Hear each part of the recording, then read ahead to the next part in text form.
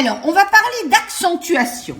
L'accentuation, en fait, c'est quand on part du E dans les mots, à l'intérieur des mots ou à la fin d'un mot, vous avez des accents qui vont faire une prononciation. C'est-à-dire que là, vous avez le « qui va par là, ok?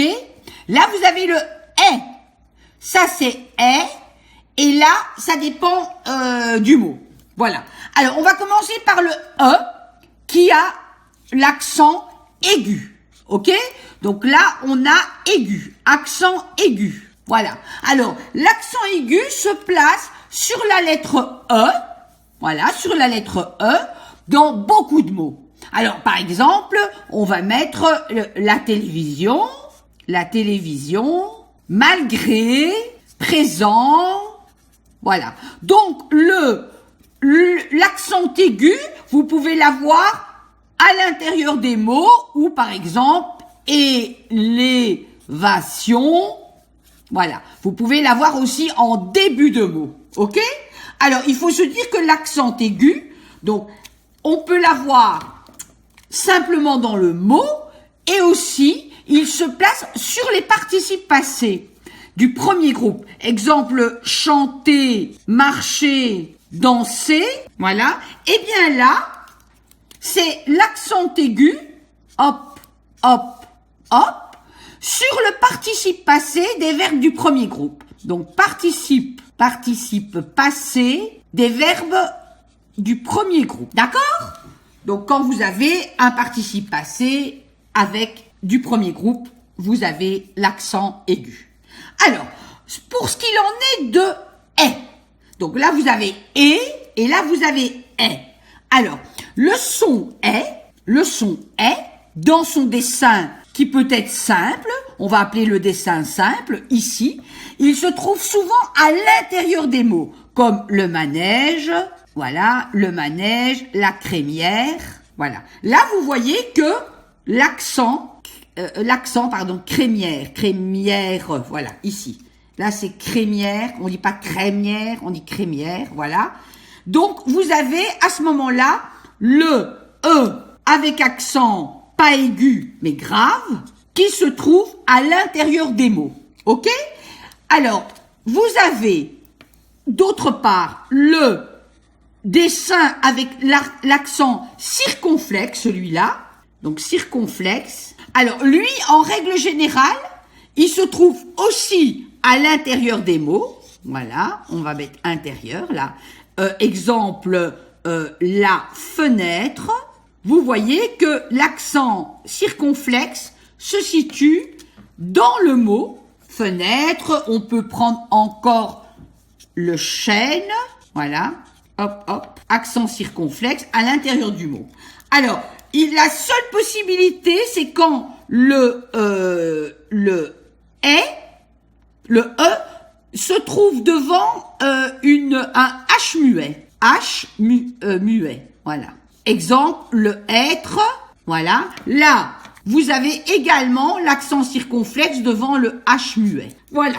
Donc, voilà pour le est dans les deux symboles, accent grave, circonflexe, aigu. Donc, nous allons reprendre un exemple. Il faut déjà, on voit bien que l'accent aigu, il est là. Il faut déjà t'en remettre, point d'interrogation. Qui as-tu embrassé? Embrassé et tu as embrassé. Donc, en fait, c'est comme si c'était un participe passé. Et donc, on vous dit que quand c'est un participe passé, eh bien, à la fin, il prend un et aigu. Encore un petit exemple. Ah! Si tu avais vu sa tête, là, vous avez l'accent circonflexe à l'intérieur du mot. Ah! C'est malin. C'est très, alors pas l'accent aigu, l'accent grave, à l'intérieur du mot. Donc, vous avez accent circonflexe et accent grave. OK? Alors, enfin, pour terminer, le E avec deux trémas. D'accord? On appelle ça des trémas, les deux petits points. Alors, d'ailleurs, vous avez le E et aussi le I qui peut avoir des trémas. Excusez-moi de ma lenteur. Alors, on va prendre un exemple. État de dépression aiguë. Alors, le tréma sur une lettre, donc là sur le E, indique qu'on prononce la voyelle qui la précède. On dit aiguë. Voilà. Donc, les deux petits points, ça vous rappelle que la prononciation doit être faite juste sur la voyelle qui précède. Aiguë. D'accord? Alors, on va prendre encore un heure. On va faire Noël. Eh bien, là, on entend, hop, Noël. Alors, Raphaël. On entend, on appuie sur Raphaël. Donc, en fait, ce E, en fait, il disparaît un petit peu. Alors, héroïne. Voilà. Héroïne. D'accord? Voilà. Eh bien, c'était aussi simple que ça. Je peux peut-être vous rajouter encore une chose. Dans un mot, si on veut prononcer, par exemple, le gueux, c'est-à-dire le gui, eh bien, quand vous avez gueux, qui est suivi d'un E, ou d'un I d'ailleurs, voilà, il faut placer le tréma sur le E ou sur le I. Donc, exemple, on va mettre aigu et gu, E. D'accord? Ambigu, on va mettre